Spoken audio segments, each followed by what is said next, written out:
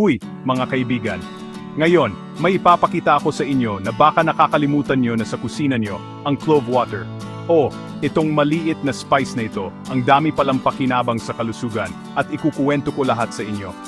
Una sa lahat, magaling ang clove water para sa panunaw.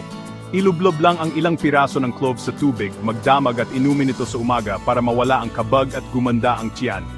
Parang ginising mo ng dahan-dahan ang panunaw mo.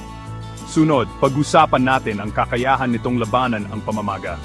Mayaman sa antioxidants ang cloves na nakakatulong para mabawasan ang pamamaga sa katawan. Malaking tulong ito lalo na kung may sakit ka sa kasukasuan o arthritis.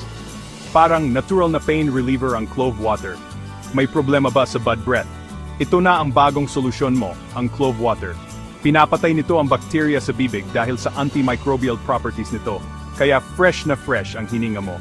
At mas natural pa ito kaysa sa mga mouthwash na puno ng chemical.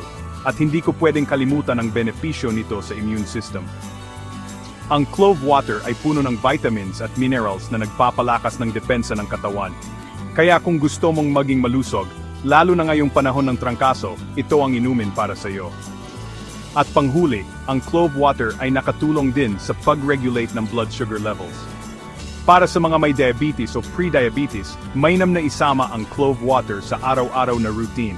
Ayan, isang simple at natural na paraan para maging malusog gamit ang clove water. Subukan nyo at i-comment kung ano ang naging resulta sa inyo. Ingat palagi at kita-kits sa susunod na video.